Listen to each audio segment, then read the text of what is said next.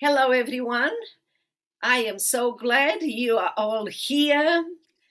We are so glad to receive your questions, your concerns, your comments, and they really, really help us to answer to your questions, to bring um, uh, to your attention different things that are important to you, and even to bring guests to our podcast.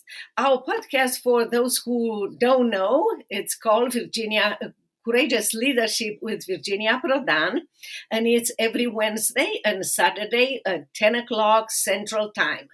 The essence of our podcast is to train you to be a courageous leader and to live a life of significance and success, because you as a person, you are important. You are here for a reason and for a purpose, and your significance, it's important to all of us. And when you share that significance with others courageously, you will be successful.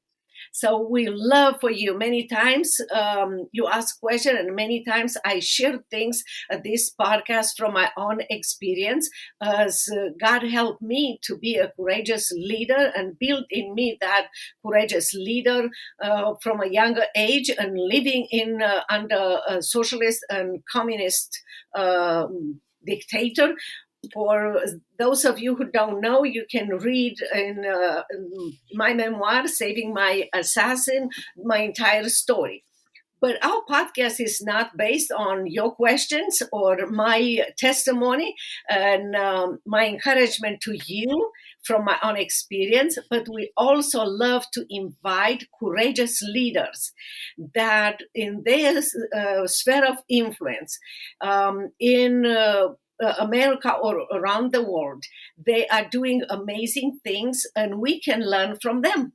And we can learn that each one of us is important and has a special role and special influence. And one of these courageous leaders is Susan Michael. And I'm so glad to have her. Susan Michael has pioneered for more than 40 years the development of the International Christian Embassy Jerusalem in the United States and around the world.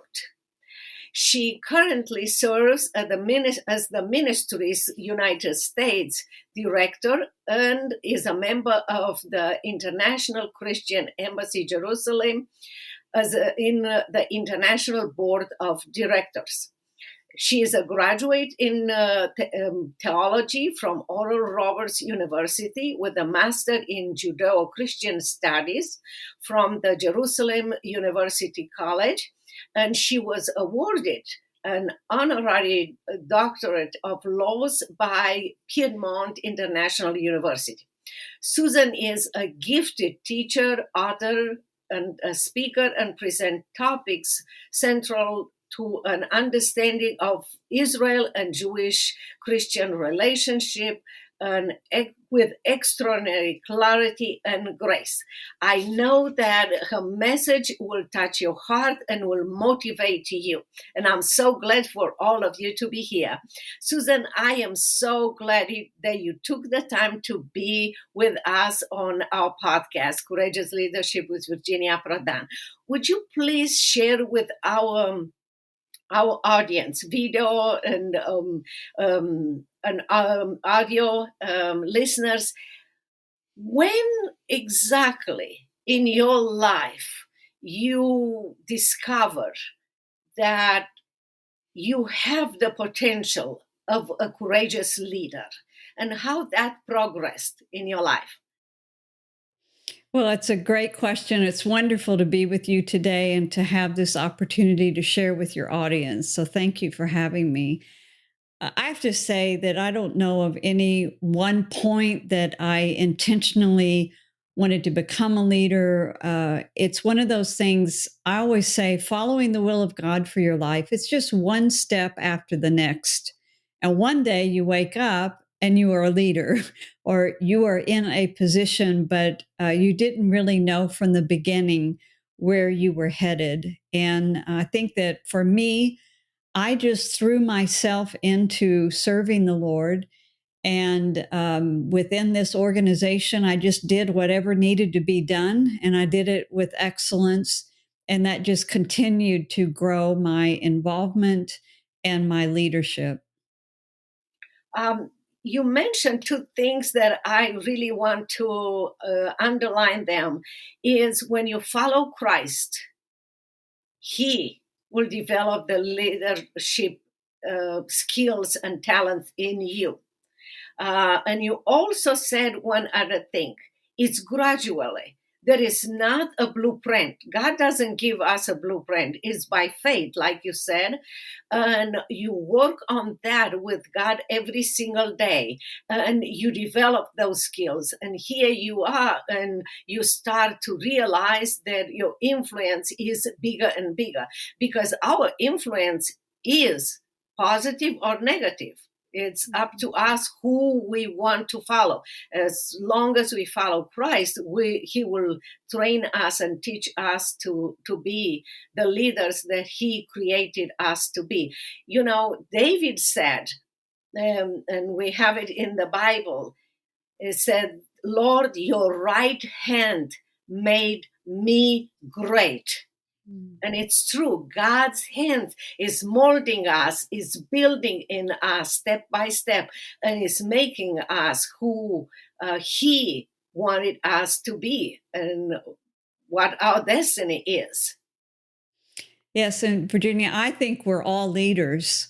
Yes. We all have influence at some level. We influence those around us. And so we're all leaders. We're all influencers. Some of us are more comfortable leading from behind, and that's okay. That's who God has made us to be. And others are more comfortable leading in the front and in the public. But we're all part of God's tapestry.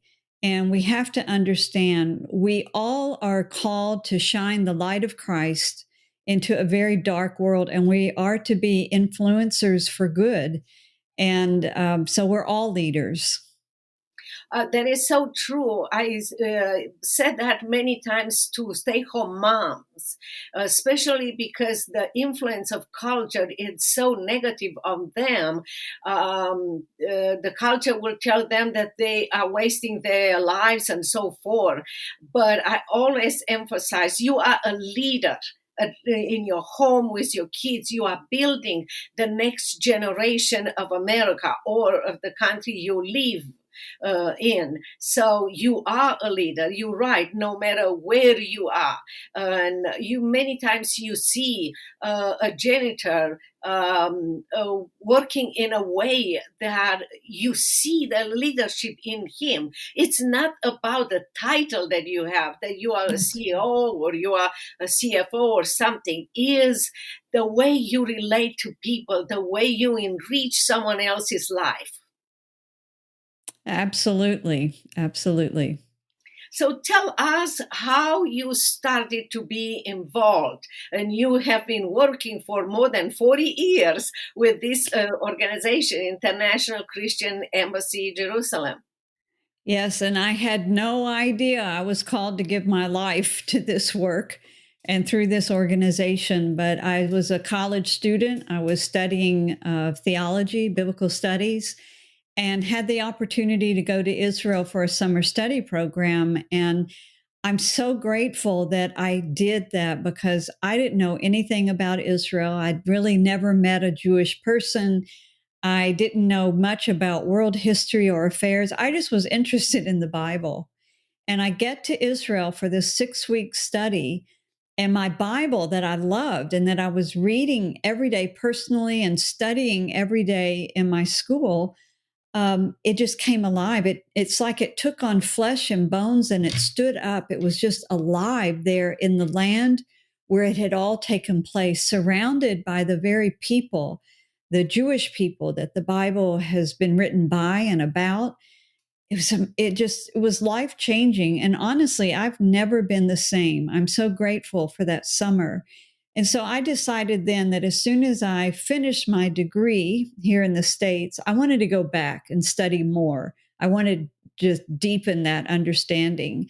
And so I had arrived in Jerusalem in August of 1980 to begin a master's degree. It was a small Christian school right outside the old city walls of Jerusalem on Mount Zion.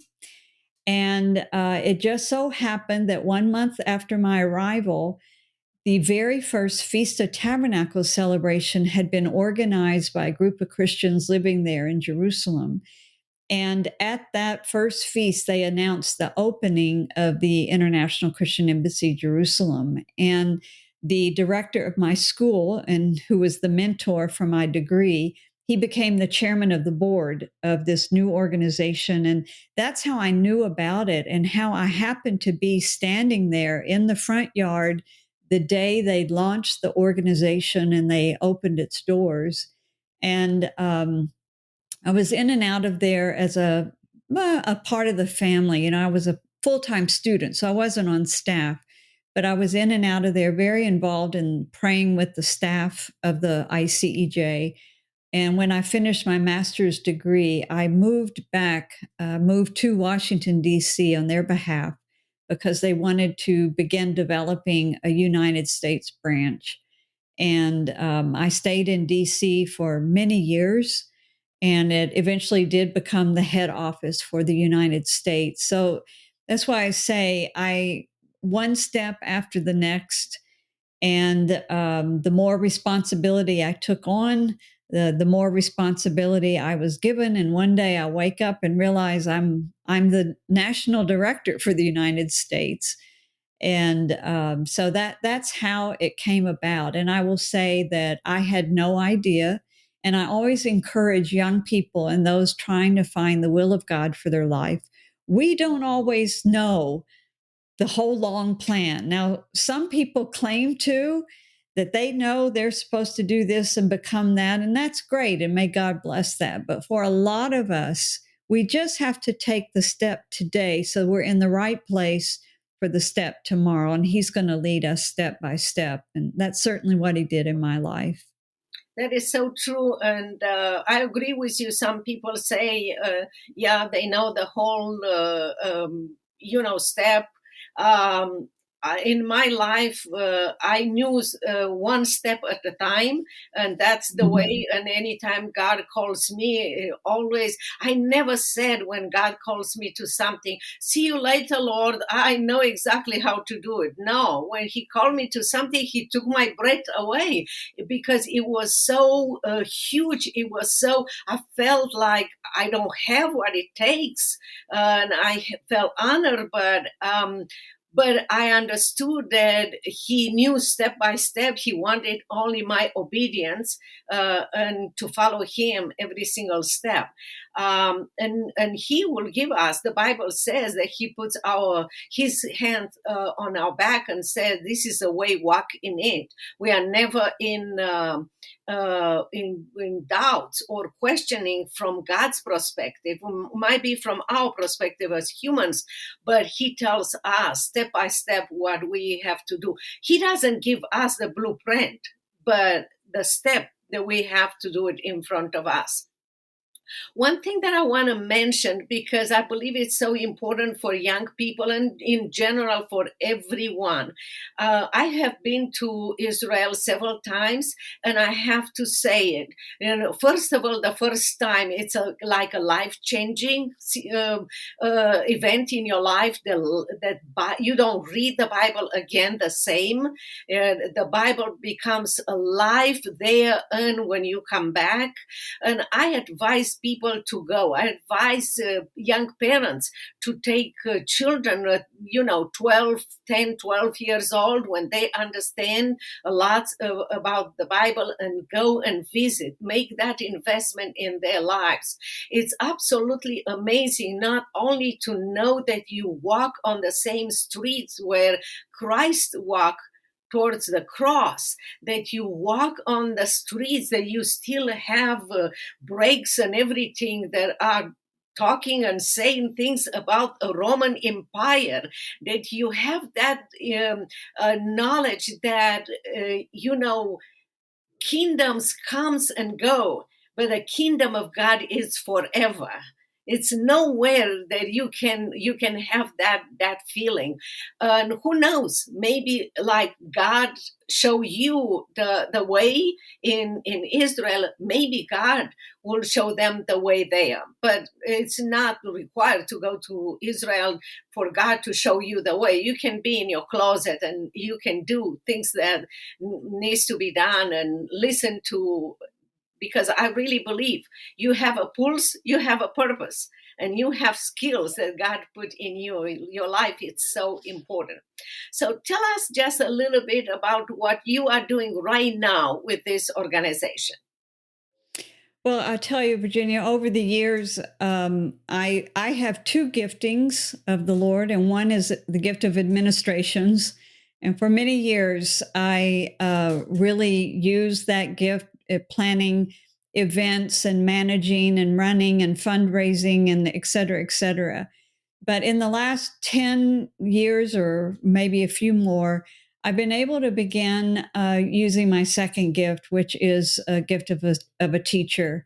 And so I am spending a lot of time now producing programs, both a podcast and a video channel, but we're then repurposing all of that content and building out online courses and beginning to develop book manuscripts to publish books. So a year from now, we're going to have a whole slew of educational tools that are available to people to understand the Bible, the story of the Bible, and to appreciate how exciting the Bible is. And then, secondly, once they understand how to read their Bible, they understand that central to the story of the Bible is Israel and the Jewish people. And so then we do a lot of educating about Israel itself.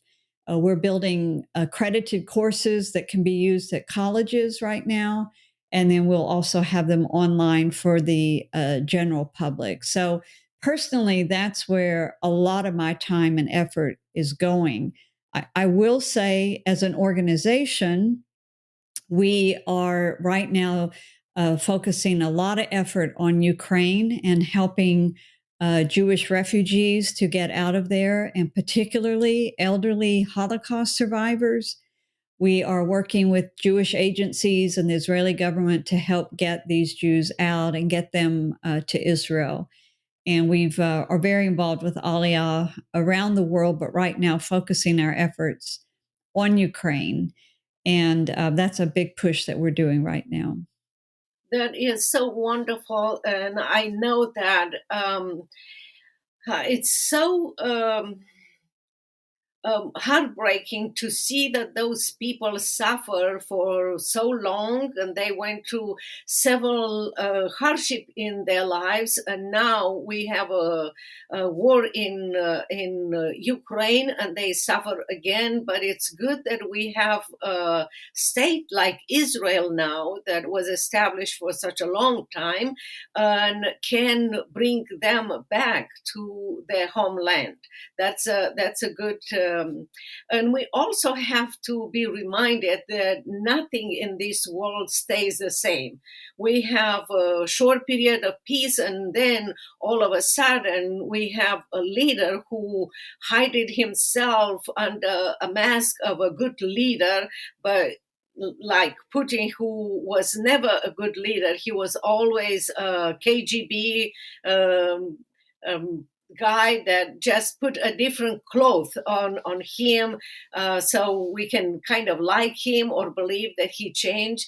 Now he shows the whole world that he is nothing but a dictator.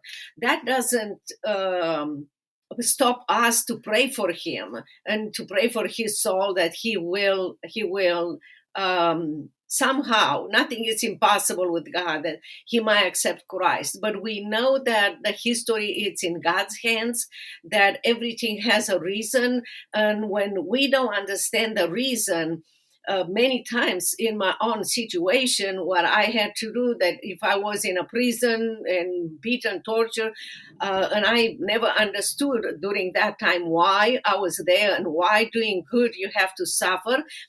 I focus on God's character. And I said the same thing for us. We don't understand this world. We don't understand lots of things, but we have to look at God's character and say, God is in control. There is no wisdom, no insight, no plan that can succeed against the Lord. Proverbs 21:30 says, and God knows what he's doing. We just have to be faithful.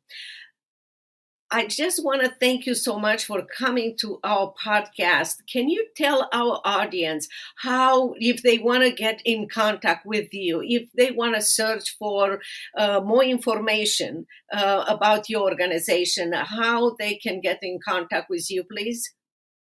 Well, I want to give them two addresses. One is for me and for my my show. They can sign up for emails from me every week about what I'm putting out, producing, and that is the outofzionshow.com. If they go there, but the website for our organization is ICEJUSA.org, and that's for International Christian Embassy Jerusalem USA.org. And they can find my blog, and all of my articles, all of my podcasts are also there. But I really invite them to sign up, get on our email list, and begin to hear from us and to learn about our ministry from Jerusalem and around the world. Thank you. Thank you so much. Appreciate so much your message and all the information that you gave us coming to our podcast, Susan Michael. We appreciate that. Thank you so much. Well, we want to thank you so much to all of you for listening, for seeing our podcast, for sharing the podcast. As I mentioned to you, our podcast is called Courageous Leadership with Virginia Prodan, every Wednesday and Saturday at 10 o'clock Central Time. We love at our podcast to train you to be a courageous leader. And first of all, we want to convince you that you are a leader and how to be a courageous leader and how to live a life of significance and success and be a powerful influencer in your area, for your country, for your business. I have a special gift for you listening or viewing our podcast today, and that is I would love for you to have a free download of my first chapter of my book, Saving My Assassin. You can go to virginiaprodanbooks.com and you can download the first chapter of my book. We love training you.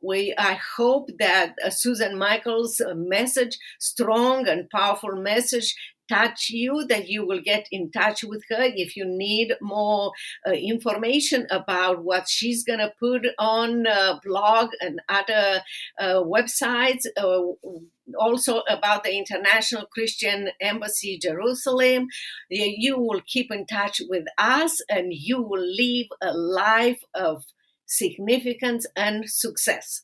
Until next time, every Wednesday and Saturday at 10 o'clock, as you return to our Courageous Leadership with Virginia Prodan, we hope we keep in touch and you will be blessed.